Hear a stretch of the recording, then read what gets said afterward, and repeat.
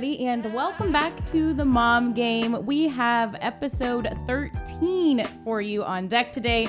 And I'm Julie Dobbs. Together. That's Emily Jones, and look at us. We're together. We're together. Reunited. This feels good. It feels so good. It really does. And Yeah. Emily, I thought that we didn't have any sports going on, but it looks like you're at a baseball game and I'm at a hockey game. Look I at know. all the sports. The wonders around of us. technology. Remember when there were sports, Julie? Remember?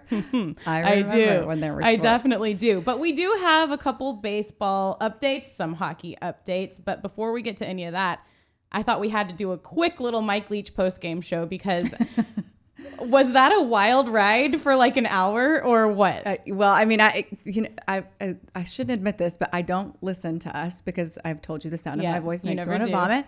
So I'm not sure exactly what all made it. Everything. It did? Everything. Oh, Lord. The bike ride with the wind and, the had whole shebang. All the stories, the pirate story, Sir Francis Drake or whatever it is. Drake. The prank stories. I mean, but I will tell you this. I've known Mike now for 20 years. Yeah. And so I wasn't that surprised. I mean, it was a complete shit show to get him connected. Mm-hmm. It took us 45 minutes because his wife had a flat tire and there's all this stuff. Well, I don't know how to download an app. And I mean, it just was like one thing after another. And because I really wanted the video because first of all, I'm just trying to imagine how ridiculous his hair looks after. Oh, I know. The video would have been awesome. Yeah.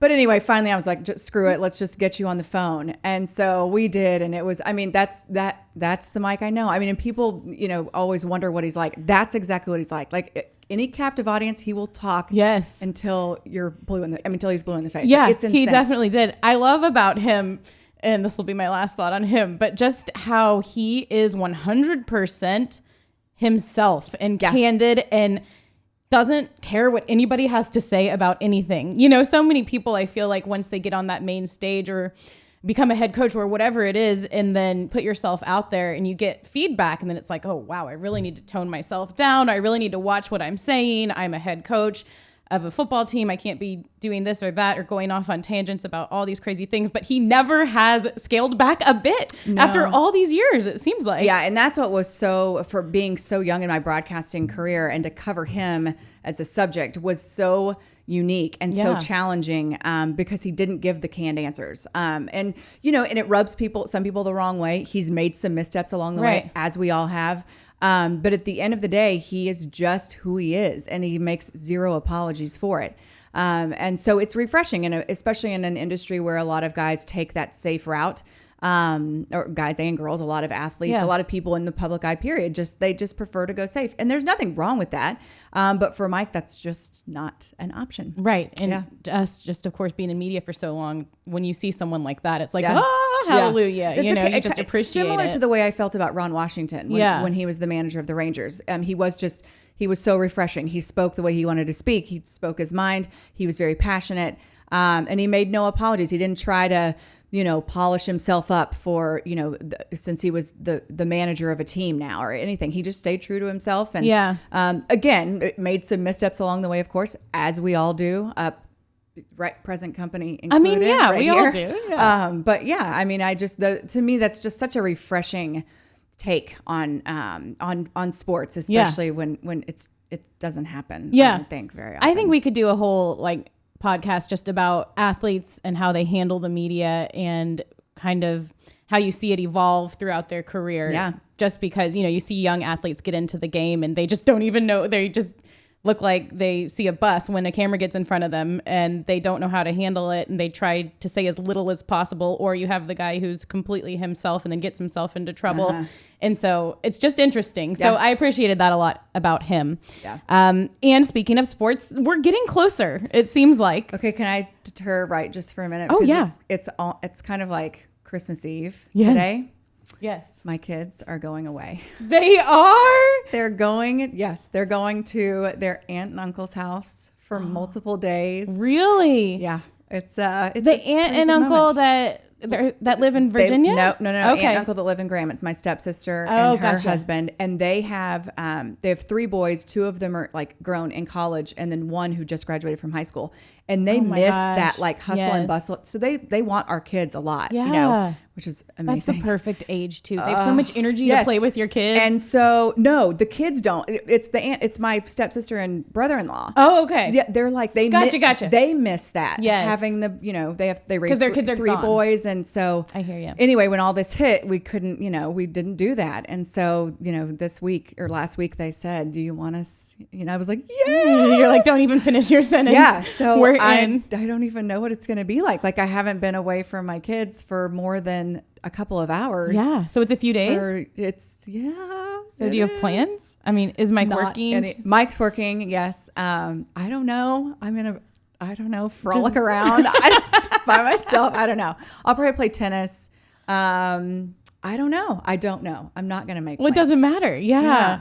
It's so funny because we just love our kids so much, but you want to break from them so bad. And it's that there's nothing wrong with that. Yeah. Like, you know, I'm like, am I a bad parent because I'm like literally having a dance party because my kids are going to be gone for 3 or 4 nights? And I don't. Yeah. I don't feel bad at all. You'll be a better parent after it because we all just need to like take a deep breath and remember like what it's like to not have little creatures around that you have to take care of 24/7 all the time. All the time. Yeah. Well, good. Congratulations. Thank you. I'm excited for you. Very excited for you. But as you mentioned, we do have things are starting to move in the sports world. Process. It is. Okay, so let's start with hockey because I feel like, you know, hockey, baseball, basketball, they're all in such different boats. I feel like hockey and basketball are in similar boats, right? Yeah. A little bit of time left in the regular season. Then you got to worry about the playoffs. But right. You talk about the bubble. That bubble is going to get so much smaller after a couple weeks, and the risk is probably less. Yeah. So I feel like they've got not a lot, but they've got fewer logistics to work through. And they're in charge of their schedule and when the next season starts, right? I mean, every sport is in a way, but they can take their time in getting all this figured out and then getting back out on the ice because they can push back next season if they have to. And that's kind of what sounds like is going to happen. But yeah, I think actually there's a big announcement coming today. Gary Bettman's holding like a press conference. This was shot Tuesday afternoon at 4:30. But I feel like I pretty much kind of know what I think is happening just because the murmurs of everything that everybody's talking about. But basically they're trying to figure out a 24-team playoff format. So they'll first hold some sort of training camp. Before that, the facilities are going to start opening up and they're going to have guys come in and start skating. What I'm hearing as of today is that even for the Stars, they're going to have about 6 players coming in at a time. And those 6 players have to skate with those 6 players. There's like 1 trainer per player, no coaches or anything like that. They come into the facility and they're working on getting tests. So they can all be getting tested like every 2 days, I think, that they come in and they start skating. Because one thing with hockey that's so different from the other sports is like, you've got to get your skating legs back. And they haven't had ice. Like none of these guys have been skating at all. So you've really got... It's not like basketball where you have like, everybody has their own like hoop out back. Exactly. Like everywhere you look, there's like a park. You can go play there's or whatever. There's not many like guys who've got like a built-in ice rink in their house. No, I know none. I know 0. So that's step 1. I think they're calling it phase 2 of this whole thing. I don't remember. I don't know what phase 1 was. I guess just talking about it. Yeah. So they'll start going into, I think, the Stars facility like as soon as next week and just doing those small group skates and then slowly kind of working back to where all of the players can get going again. Now you also have issues where a lot of the guys are on other parts of the world and there's borders that are closed. So you have to figure out the immigration stuff and all of that. So that's another thing that they're working on. So anyways, that will happen. They'll slowly start skating again, and then they're going to hold like some sort of formal training camp, I think in June is what they're talking about. All this is like, still kind of hypothetical because there's a lot of things they need to work through. And then July, they would go boom right into the playoffs, but they'd have 24 teams. And so there would be 6 teams, I believe, that have to play in to get a spot in the playoffs, remaining playoffs. The Stars would have a bye in the first little round and then play the winner of the play-in teams, one of the winners of the play-in teams. So that's kind of what I'm understanding. We'll see what happens with all that. The other thing is, Emily, they're talking about 2 mutual sites and doing it all in 2 mutual sites. So as much as I want hockey back, don't get me wrong, I love the sport. And I love the Stars, and the Stars were having a really good season, and they have potential to like really go for a run for the Cup. So, oh my God, I might not have my husband for 2 months or 1 month to 2 months. Yeah. Oh, wow. Yeah. Can your mom come? Yeah. I haven't asked her yet. Mom, can exactly. Is she listening? Can you come? Could we ask her? Yeah. She's retired and she's missed the kids, and I think she's now feeling comfortable. Like, right. She hasn't really left her house very much except to go to her ranch. But yeah, I'll have to get that figured out. Yeah. And it's, I think you go out there, and when you lose out of the playoffs, you come home. And then so some teams will only be there for a couple of weeks. Some teams, I think, could be there up to 2 months. Right. So, and it's just all so unpredictable right now. So I don't know. I'm kind of just planning like mid-July out or early July out. Like, I just need to plan for no husband. But yeah. Well, we've got time. Yeah. I don't know if all the players are going to, it's the same thing with baseball, because they talked about that, and the baseball players. So that's where didn't want to do it. Well, baseball is, I think, and baseball's in such a tough, it's the worst possible timing for baseball. You've got the longest season, 162 game season, and this hit at just about the time we were about to start. Yeah. And so you've got to talk about, and it's not as bad as, getting your skating legs back, but these pitchers have got to get their strength built back up. You got to get back in baseball shape, all that kind of stuff. But you're talking about, a 80 to 100 game season you're trying to play out, plus the playoffs and the talk of this possibly coming back in the fall, all this stuff. And you've got just the sheer number of players, and the fact that the players were basically saying, we're doing this, we can't be away from our families for 4 months. Right. So we have to be able to play in our home stadiums or our spring training stadiums or whatever. And so you've just got so many more obstacles, because you've got so much travel that's going to be involved. You've got the sheer number of tests because you're going to have to test more often because of the length of the season. And so there's legitimate health concerns. And I've said this before, like, I hate the whole, I don't want to hear millionaires arguing with billionaires. Okay, that's fine. That is part of it. Was that Karen's voice? Yes, that was Karen. But there's legit concern among these players, especially the ones with families. I feel like the younger guys that don't have families, they kind of feel like they're Teflon anyway. They're like, we're fine. Let's do this. And understandably so. But the guys with families, I've talked to Shin-Soo Choo, Elvis Andrus. These guys are like, oof, this feels weird. Like he's young. Yeah, he's got 2 young. Yeah. And so it's like it's not just the money. And is it part of it? Absolutely. Right. But it's not the only thing. There's legitimate health concerns, logistics concerns, all that kind of stuff that's going on. But the most recent proposal apparently that's coming out, and this, as we say, taping on Tuesday, the owners presented the players with a plan. The players said, oh, no, this revenue sharing isn't going to work. And then they had some other logistical things that weren't going to work. I know they don't want the stick a Q-tip up to your brain testing. And, among other things. And then, and 50-50 revenue sharing doesn't work.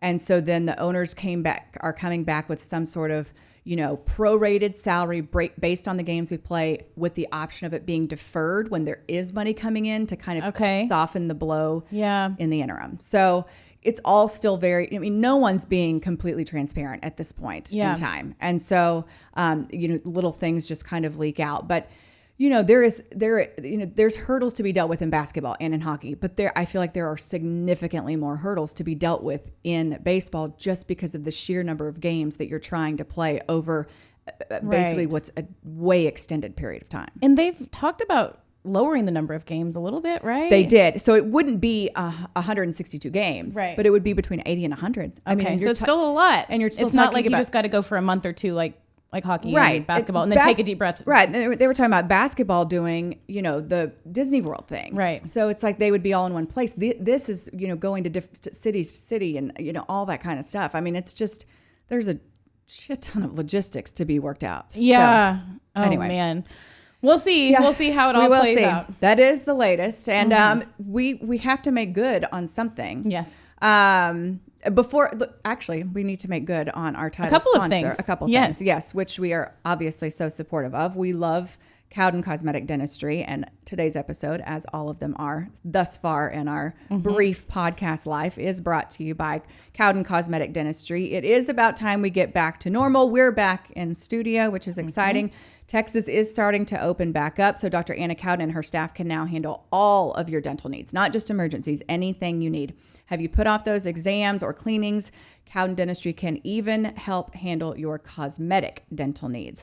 No matter what procedure you need, your comfort, safety, and the safety of the staff will be their primary concern. So call Cowden Cosmetic Dentistry today at 972-380- I lost the phone number, 972-380-6223, or you can email them at info@cowdencosmeticdentistry.com. As always, thank you to the Cowdens, great supporters of us personally and our podcast, and we are super, super thankful of that. The mom game thanks you, Cowdens. We sure do. I can't wait to get in there soon. Okay, second, make good. Yeah. 2 weeks ago, we did the 10 things, random things you may not know about me. But we didn't get to you because we ran too long on me, and then we said we'll do it next week, and then we got Mike Leach, and Lord knows we didn't have time to do anything else but talk to Mike. What if at the end of that I was like, here's my and 10. here's my. So without further ado, Julie Dobbs, I want to hear 10 random things about you. Okay, I know this is going to be fun, and I keep counting over and over. I think I have 10. I might have 9, or I might have 11. Okay. But regardless, close enough. Here they are. So number 1. I have covered or worked for every team in Dallas besides the Mavericks. That includes NASCAR and my fishing show. The fishing show. I wonder if everyone knows you have a fishing show. Yes, I have been doing a fishing show on Fox Sports Southwest for like 7 or 8 years. Yeah, that's pretty impressive. Yeah, for a while. That's the only thing that they still let me do on that, that network. But I mean, it's also impressive that you've worked for so many teams. Yeah. Well, you can look at it either way. You can say like, dang, she really can't like get a job and keep it for more than a couple of years. But I feel like it's fun because I've gotten a taste of, all the different organizations, the locker rooms, the athletes, all of that. I never have covered the Mavericks. So a little teaser, I'm working on a Mavs guest for a couple of weeks from now. Ooh, very exciting. So maybe we'll get to cover the Mavericks then. Okay. Number 2, I was recently asked about the most memorable thing in my career. And this is what I told the person who was asking me, and I just thought I'd share it here. The Cowboys. So I covered the Cowboys, worked for the team in 2007. So it was a good season, a 13-3 season. They lost in the first round of the playoffs to the Giants, I believe. But it was a good season. A lot of characters were on the team. And so they let me go to what they called, I don't even remember, they had Keep It Real Thursdays. All of the wide receivers did. So every Thursday they'd go into like this conference room and they'd sit there and just talk about their life and like talk about their feelings and like work through any issues that they had. Yes. And it's like Therapy Thursday. It was. Keep It Real Thursday. I like it. Exactly. Try that in my house. We should all do that. Okay. We should all do that because everybody's dealing with shit. Can I say that? Yes. So one time I forget who, I think it was, I remember Skip Peete. He was the running backs coach, but there was the wide receivers coach at the time was very involved in leading this too. And they asked me if I wanted to come.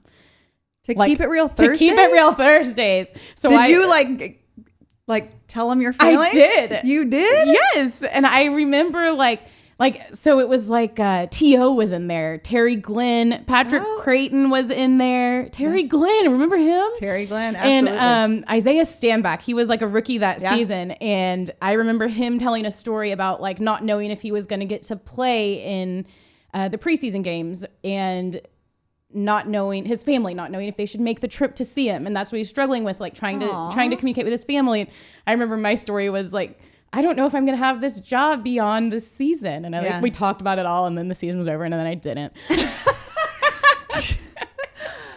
it was just a really cool memory. Yeah. And just hearing these guys like share their personal stories. I kind of let down their guard a little bit. Exactly. Because in sports, and this is a whole other thing like we can talk about, but in sports, you've got to get to a good place mentally before you can perform. Oh, for sure. And so many people just kind of abandon that aspect of it and think that people are going to figure it all out on their own, and they don't. Yeah. And then they're like working through all these issues on game day. So I thought that was really cool. Number 3, and it sounds like you might fall into this category too, but I'm prone to stupid injuries.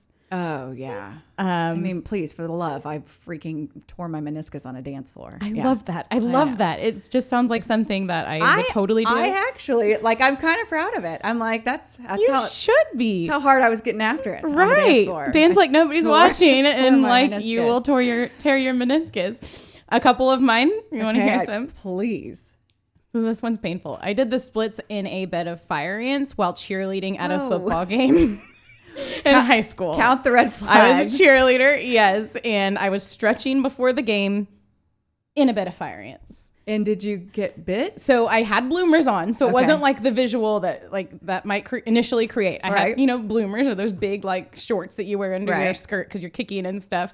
But yeah, the game was about to start, and all of a sudden there goes this cheerleader like running off the field screaming, crying because they all bit me like all at once, and I had to go and up there. It was more my thighs, like upper thighs. Yeah, and I went in a helicopter. I got like care flighted to the hospital. Yes. Shut up. Yes, it was crazy. Went to the hospital. A helicopter. Yeah, you did the splits in a bed of fire ants. Yes, that is amazing. Yes, because it was just like, if I could have had a really bad allergy or whatever. And I think I was getting really lightheaded and like almost fainted, from fire ants. It's funny. It turns out I married a Canadian who is allergic to fire ants. Stop it. They don't have fire ants in Canada. Oh, my God. Oh, really? You don't think about those things. So he, growing up, didn't have to deal with getting bit by fire ants all the time like we did here. Right. And so he gets bit by them now, and like his whole, he literally fainted one time. My 6'4" husband fainted when he got like 4 fire ant bites on his ankle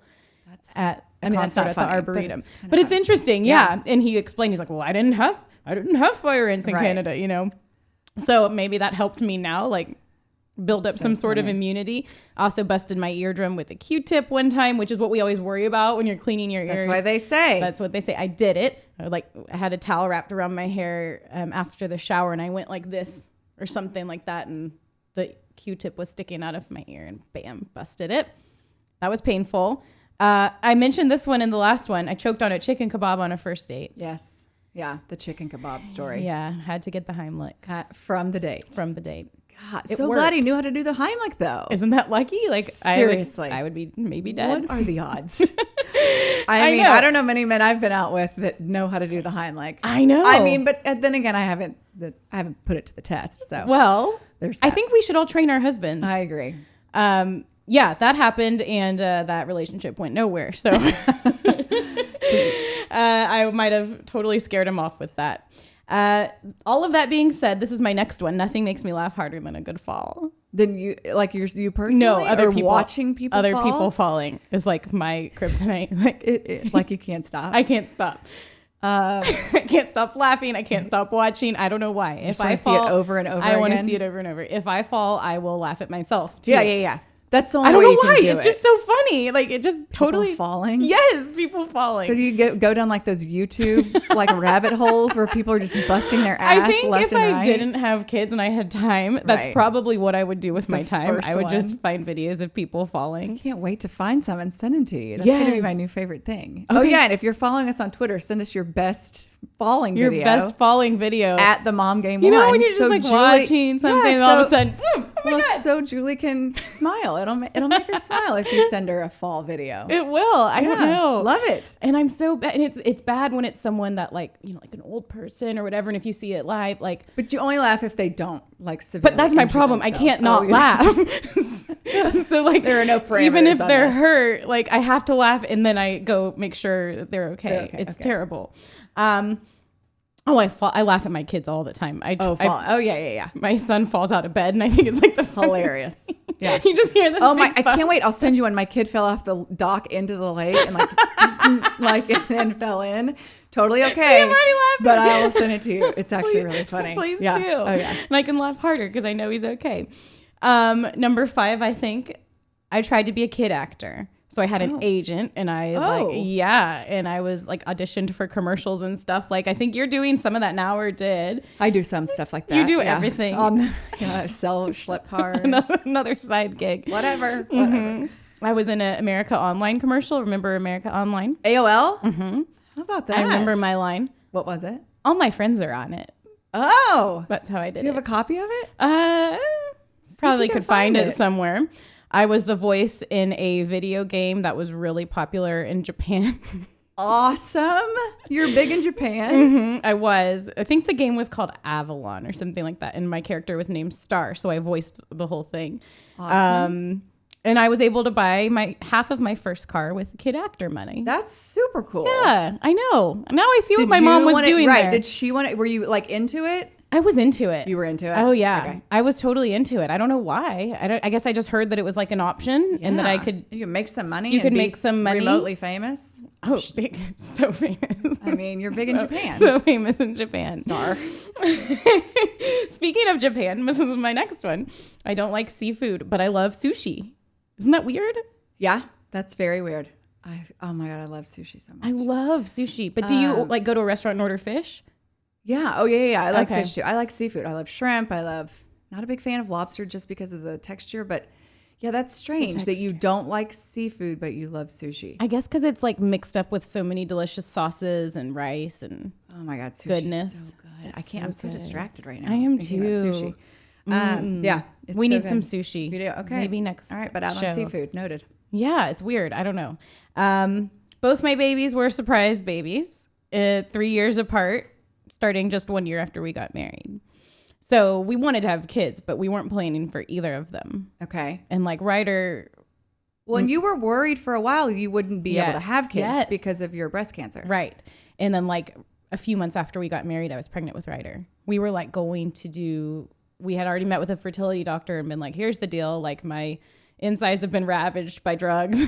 Did you chemotherapy? Freeze eggs? Didn't freeze eggs. They were starting to, no. We talked about it prior to doing the chemo and everything. Because I think I remember you and I having a conversation at Fox about this. Like probably because I was worried about it. Yeah. I did take a shot prior to my chemo treatments that was supposed to help preserve my ovaries. Okay. And I think that might have worked. It's funny because there was not a whole lot of science to back it up because there's not a lot of people who had gone through cancer at that age where they hadn't had kids yet. You know, right. It's usually not younger people that were going through chemotherapy for breast cancer with these particular drugs. So anyway, it's fun. Like they were both complete surprises. We probably would have waited a little longer. Like we didn't get to have much married with no kids time. Right. And then it's gone. You know, it's just gone. Yeah, you'll get it back in about 20 years. 20 years. Just 20. I mean, yeah, what? Or no, I mean, 18. 17 maybe if you're lucky. Oh, independent man. Kids. Otherwise, you're like paying for a babysitter every time you want to do anything. Yeah. And then Anna was a surprise too. Like we had kind of started saying, well, maybe we'll have another. And then boom, Anna was here. And now we're like 100% done. And it's the best, you know. Have you taken proper precautions? Well, I have to have a hysterectomy eventually. Okay. Because of all the aforementioned cancer. Right. And I haven't done that yet. So no, I haven't taken precautions. So who knows? Who knows? I could have number. Right, I'll prep you number 11 on my list in a few weeks. I'll prep you on the hysterectomy. I've been down that road before. We'll have to. It's not bad. Hysterectomy talk. It's not bad. I've heard it's not bad, and I've heard it's terrible. So, I guess it depends on what they leave. Right. Like, do you have a total or a partial or? That's I'm putting in episode 14 hysterectomy talk with Emily and Julie. We need to take notes of all this because I feel like people might want to know if they are in the same boat. Let's see, where are we? I think I'm on number 9 here.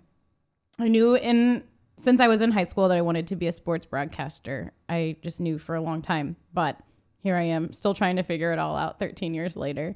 You know, you feel 13. Like I know I'm 20 years into this shit, but you've got it. Like, I mean, you've got your gig. Yeah, I do. You're right. You're right. But you've got gigs. I've got random. Stuff. You know, but the collection of the randomness makes a gig. Okay. Yeah. Okay. It's fine. I'm fine with it all.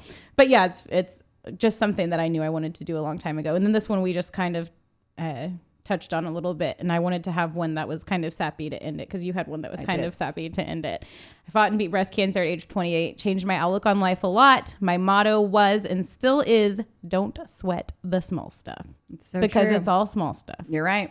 Yeah. Right. And so did it profoundly change you? I mean, like as far as, because I can't imagine you. I mean, I knew you pre-cancer. Yeah. And your personality didn't change. I mean, you were always a kind, yeah, thoughtful, you know what I mean? Yeah. It wasn't like you were some raging bitch and then you were like, oh gosh, this is scary. Right. And I could, I need to be careful how I treat people because I could be gone and now I'm going to be really nice to people. That wasn't you. I don't know. It's a good question. I think prior to all of it, like it was in my 20s, so I didn't really have that much to stress about anyways. But now whatever things I was stressing about, whether it was job stuff or family stuff or God forbid, like the friend stuff, you know, when you think your like world is ending because so-and-so and so-and-so invite you on like a trip. Yeah, you know, but now it's just made me kind of look at all these little problems in day-to-day life and like take a step back and be like, come on, you're here. Like, grand scheme. Yes, grand scheme of things. None of it really matters, especially like right now. Everyone's just trying to stay healthy as well. So that could be another little lesson in the middle of all of this. Don't sweat the small stuff. Just stay healthy. I like it. Healthy and happy. I like it, Right? Julie. I feel like I learned some things. Some of those things I knew. Some of those things I didn't know. Random. I know, but it's fun. Though. It is fun. It's fun. It's fun. I think I love the real talk. What was it? Thursday? Keep it real Keep it real Thursdays. Thursday. That's really cool. I really wish you would have like secretly rolled tape on that just to see. I know. And it's one of those things I sat on that for like all these years. I never have even told anybody about that. That's cool. I thought it was normal because it was like my first job. And I was like, well, I'll get to do these kind of things like forever, Sure. you know? Everybody invites people to keep it real Thursday. Yeah. But that should be implemented That's great in life. Keep it real Thursday. Keep it real Thursday. All right. Well, what do you think? We Episode good? 13 has come to a close. Before we close, I have to give my spiel. Yes. We want to be a community. We want you guys to connect with us. We want to connect with you. We want to know the things you want us to talk about, the ideas that you have, show guests you want to hear from. I mean, we got the Mike Leach idea. I didn't even think of him from a suggestion on Twitter. You know, somebody said, hey, what about Mike Leach? And then they threw out Pat Mahomes, and I was like, you didn't reply a little bit. Not yet. It's baby steps here. But yes, we want to Surely interact there's a with way. you. We want to feel like you're a part of the mom game, whether you're a mom or not, or a dude or not, or whatever you are. We want you to feel like you're a part of this. So give us your feedback. Let us know what you think. Give us ideas. Tell us we're smart and pretty and whatever else you want to tell us. You know what? One of my favorite Peloton instructors said the other day, let's see if I can remember it accurately, but I thought, I need to say this because we always say, give us good feedback. And if you don't have any good feedback, don't tell us. Well, she said, give me all the good feedback. And if you don't like what I'm doing, just keep watching and you'll learn to love it. If you don't like what we're doing, just keep trying, come back. And then eventually you'll learn to love us. Yes. We're like, I mean, it's like you don't drink wine in the beginning and love it. It's an acquired taste. Exactly. So that could be kind of like, we're just like wine. Yes. Just like wine. Perfect. All right. Okay, Julie, great to be back with you in studio. You as well. This was fun. All right. Can't wait for the next one. We'll do it again next week. Perfect. Sounds good. Mom game out. Mom game out.